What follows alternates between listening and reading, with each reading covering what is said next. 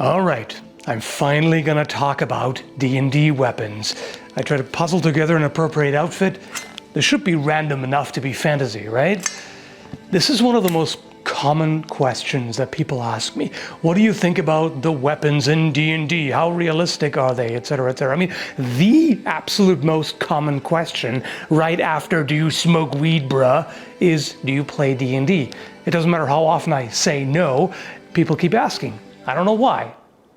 Okay, fine, I know why. I keep making videos about dorky topics.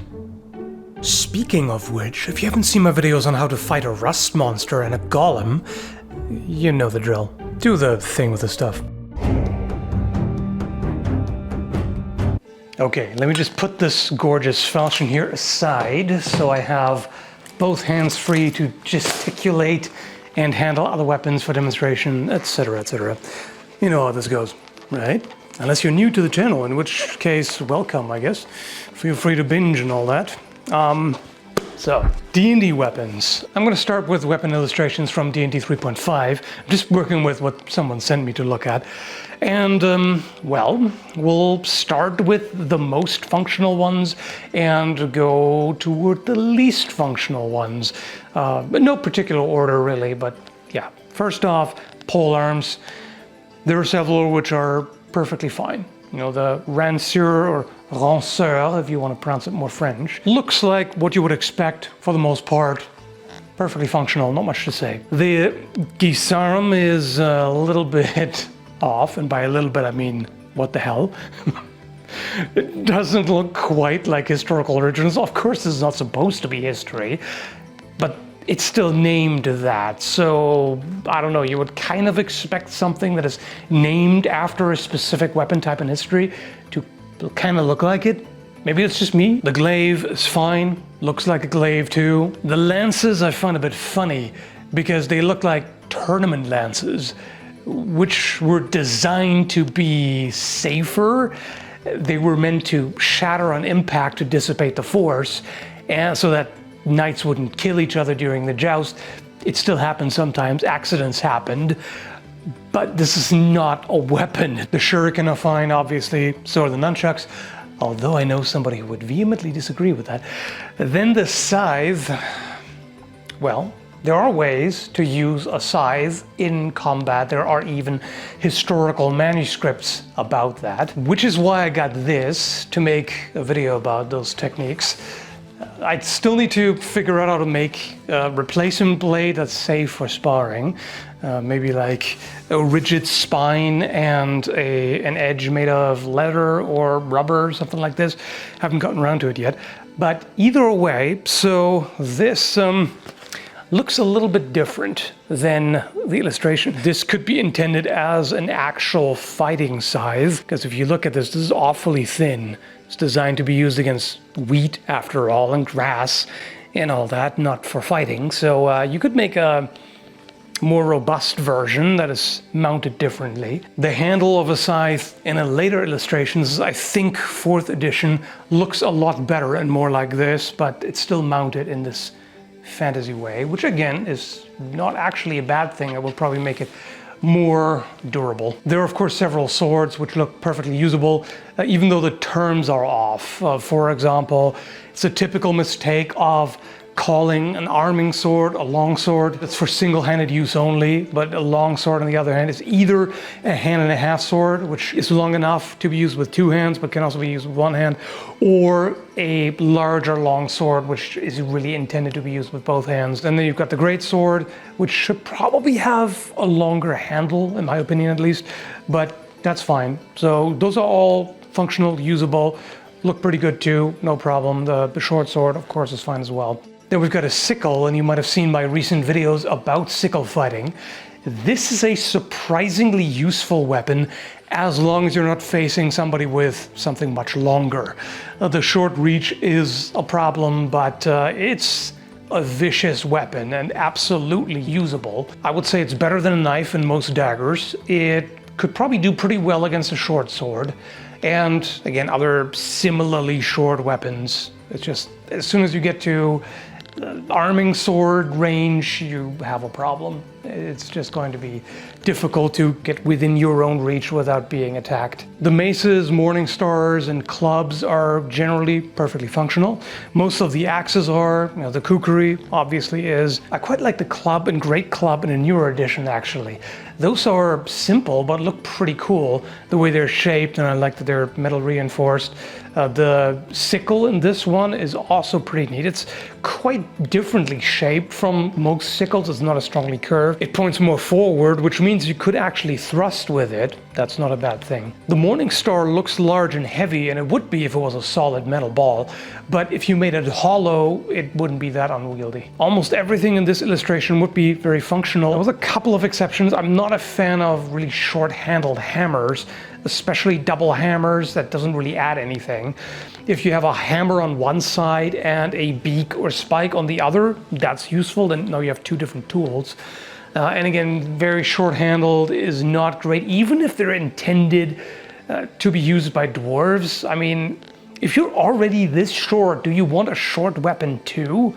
Now you have no reach at all compared to everybody else. I think my favorite out of all these is this saber here, which looks really neat. I like how slender it is.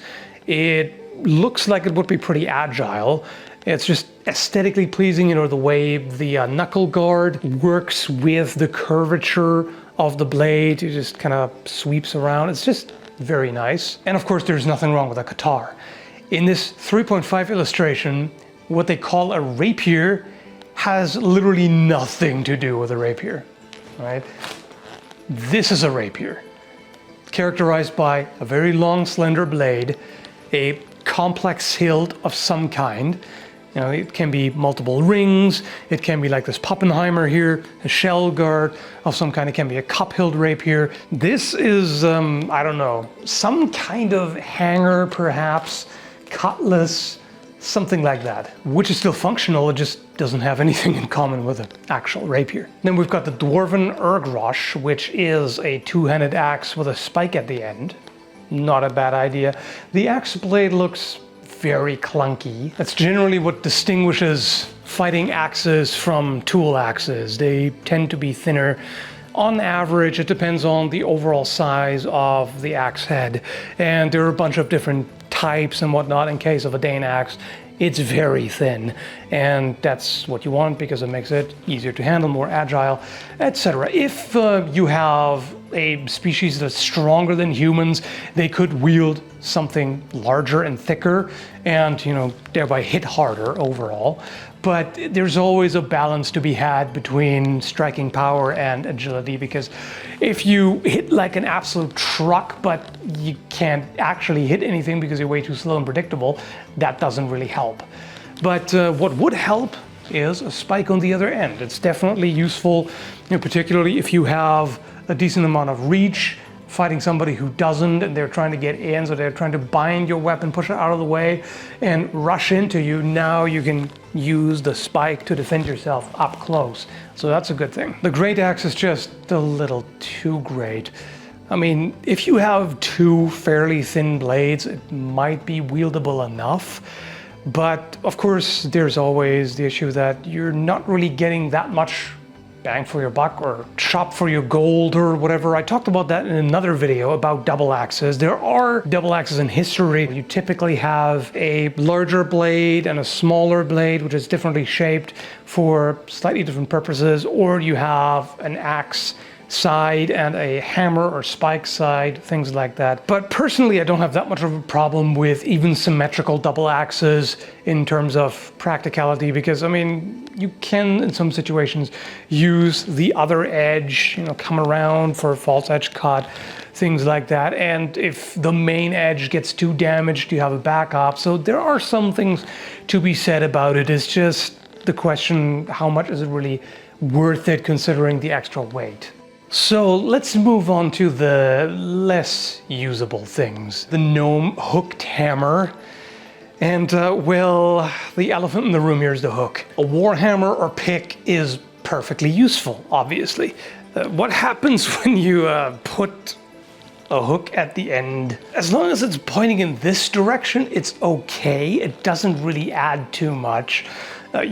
Might want to have that on a two-handed weapon. You know, if you imagine you have like a long pole hammer, then you would be able to use this with the other hand. If it's a single-handed weapon, which this one looks like it is, then that's really almost never going to come into play.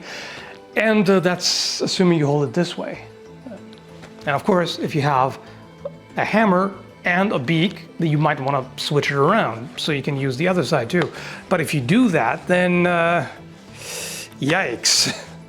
Now the hook is pointed at your own forearm, where you can easily injure yourself, or your opponent could even deliberately jam this into yourself, and you can end up gutting yourself with your own weapon. That's not useful. All right, now we're venturing into the ridiculous territory. The two-bladed sword. I've ranted about those before. It's no secret that I don't like those. It's just the problem here is the ratio of handle to blades. If you have a pretty short handle and relatively long blades, it's useless. If you have a long handle and shorter blades, like a double-ended spear, for example, or even a bat'leth has a better ratio of handle to blades, plus the bat'leth is curved away from you toward the opponent, so you're not as likely to injure yourself with it. That's all fine and good, but there's something far worse. The dire flail. I mean, I'll give it that. It has a reasonably long handle, but putting another flail at the other end adds absolutely nothing of value. For one, it messes with the balance. This is the kind of weapon that you want to be top heavy. You want it to hit hard. That's what it does. It's not going to be an agile weapon for quick, nimble maneuvers. This is the kind of, I'm gonna cave your skull in. If you add the same weight at the end, now it's not weighted so favorably for pure impact force. Now it's just overall way heavier and more awkward to wield.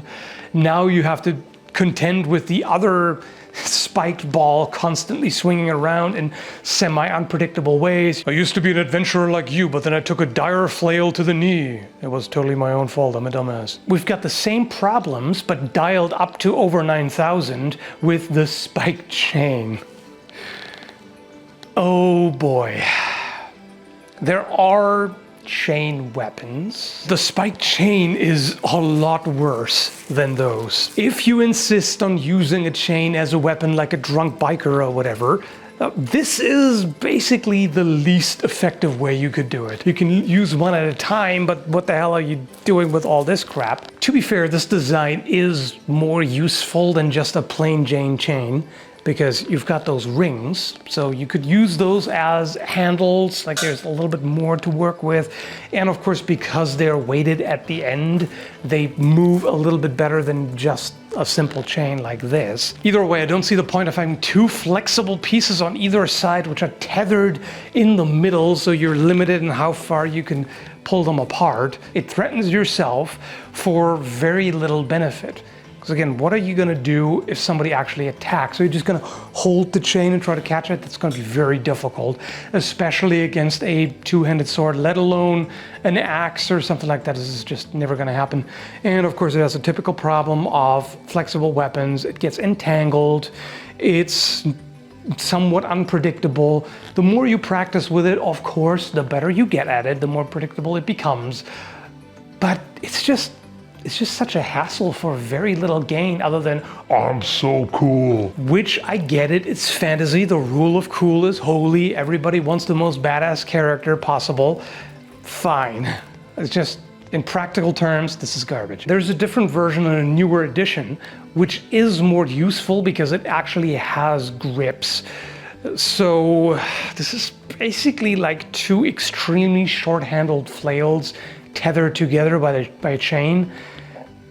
At that point, I don't know, as silly as it is, I think I'd rather dual wield regular flails, which is also not a good idea because again, no defense, 100% all offense, which I suppose if you have a healer on hand who can magically close your wounds, it's not too bad. Or if you have magic armor, or you're a barbarian who's just somehow hard to kill, stuff like that, it within the logic of that world, this is not even all that crazy. A double axe, which is more like a quadruple axe because you have two double axes. So basically you have this. It's drawn with a very short handle.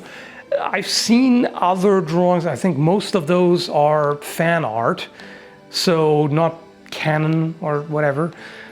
Some of those have a much longer pole, which is better, but it's still pretty terrible.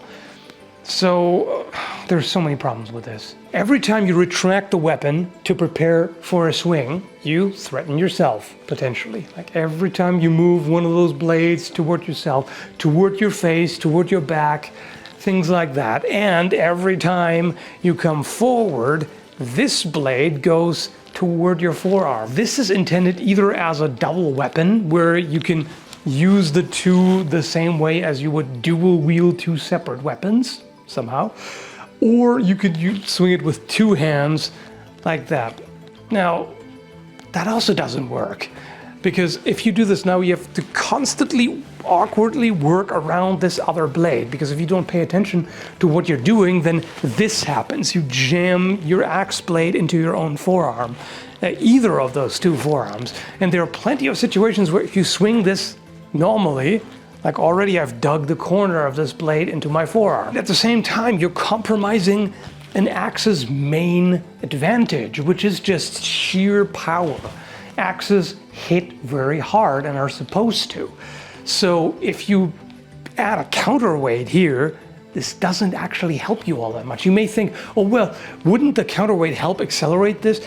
No, not really. Figured I should elaborate some more on this because I can see why people might think it useful to add a counterweight and make a weapon perfectly balanced. As all things should be. To demonstrate, this is not a perfect analog by any means, because this bar obviously weighs quite a bit more than a wooden haft made of wood would. I'm such a wordsmith. So I've added a 5-pound weight on one end. 5 pounds would be quite a lot for a fighting axe, but those look chunky, so that might be even more actually. So if I swing this around, to give you an idea of how fast it moves, not very fast because the whole thing is fairly heavy. If I hold it more centered. All right, now I've added another weight on the opposite end. The whole thing is now significantly heavier than any real life weapon would be, but at least I don't risk launching one of these weights into a window or whatever. So what can I do with this? First off, I'm gonna hold it far apart. Does this counterweight help me? Nope, not at all.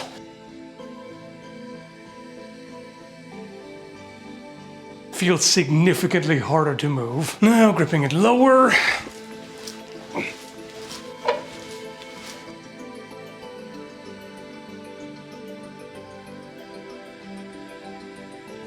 This counterweight does not help me in the least.